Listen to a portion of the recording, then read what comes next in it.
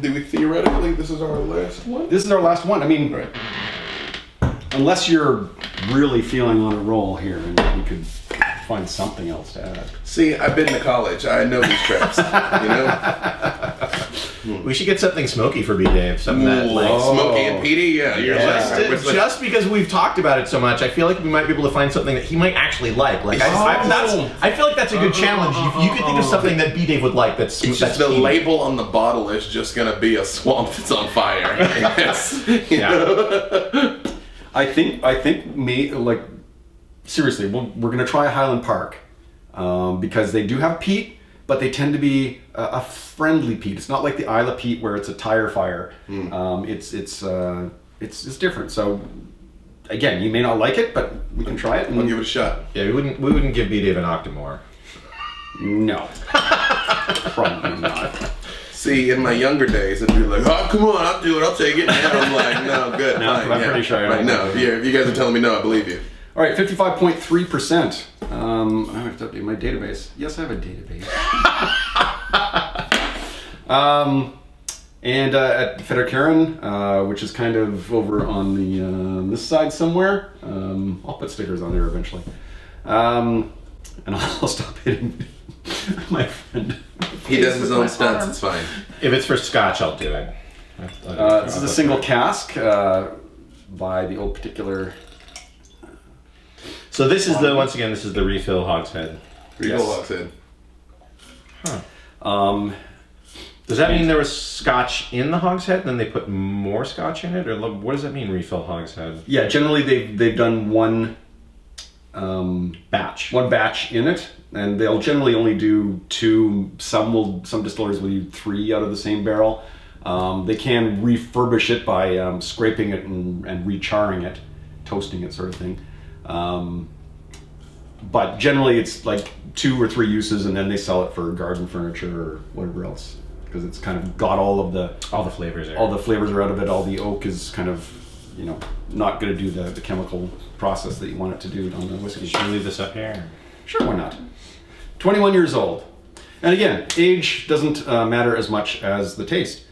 I mean, if older I had whiskeys. a nickel.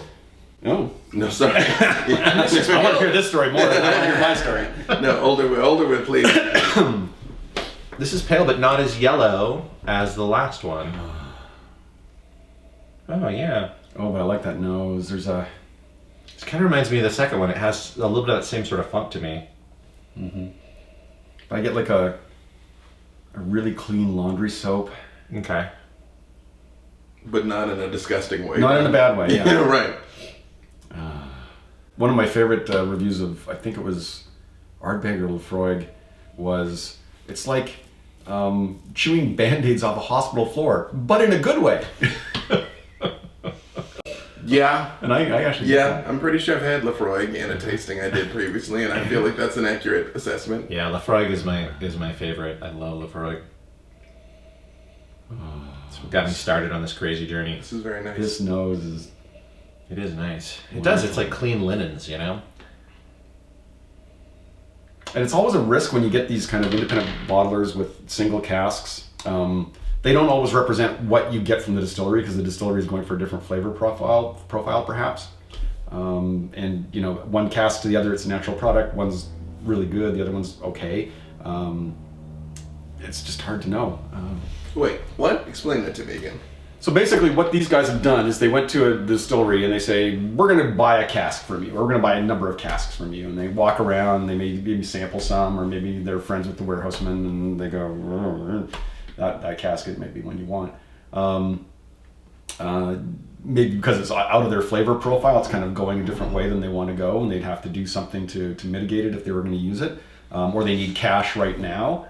They're sitting on hundreds of barrels, thousands of barrels, and they kind of need some operating cash, so they sell some just to get going. And then these guys will sit on them for some amount of time, and then when they taste them and they think, oh, it's good now, they'll bottle that cask. And so do they taste them every so often, like take a pull out like every year and go like, it's not ready yet? Is that? Yeah. Oh, wow. Yeah. They'll take their Valanche and stick it in there and put a little drop in the glass. And to your knowledge, they don't drink it though; they spit it out.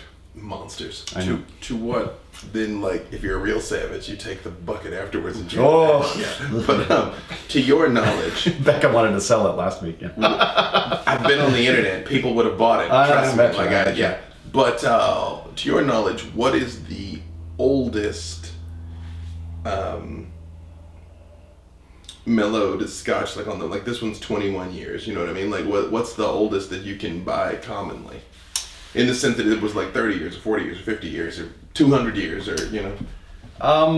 Because I wonder if there's just like some dude in Scotland right now, and there's like a single black barrel that's gonna be like 250 years. But with the Angel's share, I mean, there'd be nothing left in it, right? I mean, Yeah. it would be, The problem is the longer you go, the more evaporates because the wood is a natural product and it's kind of breathing in and out. And you know, in Scotland, 2 to 3% gets lost of the cask each year. Which when you start compounding it, you get to 50 years and there's very little left in a lot of those casks. and it'd be like so much alcohol. It would just be like using. The only thing it'd be good for is like cleaning stuff, right? Like cleaning off the side of a boat, maybe. I mean, yeah, if it drops below flamethrower. 40%, it will suddenly not be Scotch whiskey anymore. It will be just alcohol, and they couldn't sell it for drinking purposes. So 40% is the magic number. In So wait, so it loses. Oh yeah, of course it loses alcohol because the alcohol evaporates. Right? Of course, There's of more course. air exposure inside the cask, and so more, evaporates there and escapes.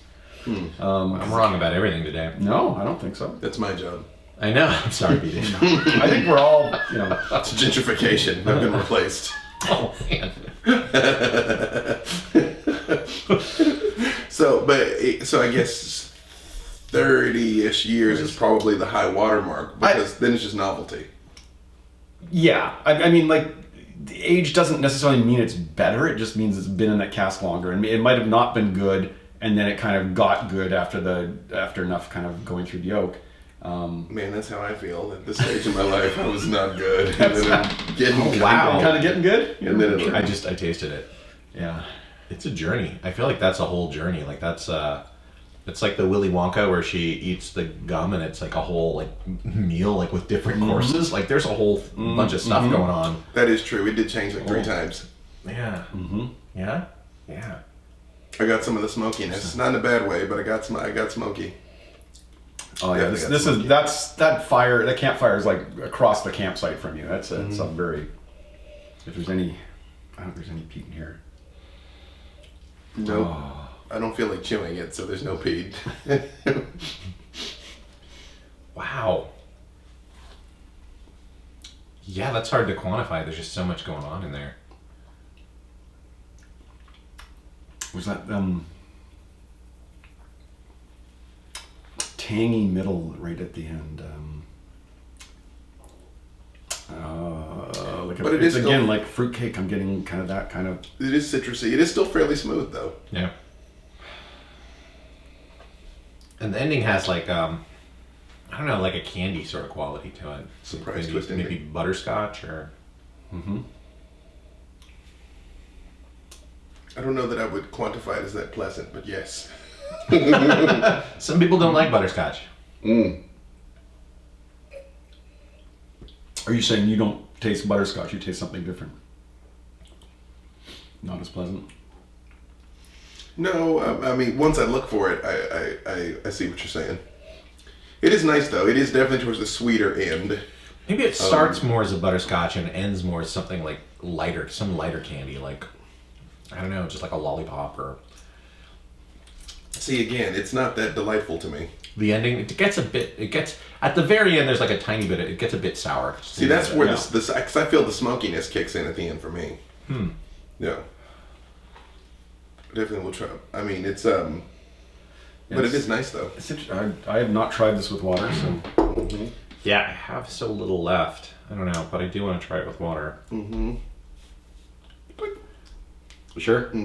Okay. Because science. Because science. That is that is another thing that has to be quantified, I guess, normally.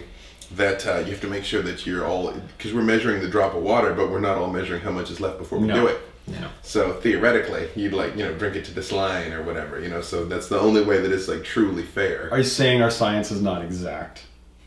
I think you're saying- adjusting our methods. I'm saying your funding would come under heavy review. Yeah. We are published in over 20 scientific journals. Yes, I don't know that your results are repeatable. So I'll say. Yeah. Well, I'm tempted to repeat them as much as possible. Just keep trying. Yeah. Just keep trying. We'll get it right eventually. Huh. I'm gonna say no to water on that. A lot of the excitement's gone from it. It felt kind of flat. Yeah, it did like become like denser. You're right. I can't really tell because there's so little left.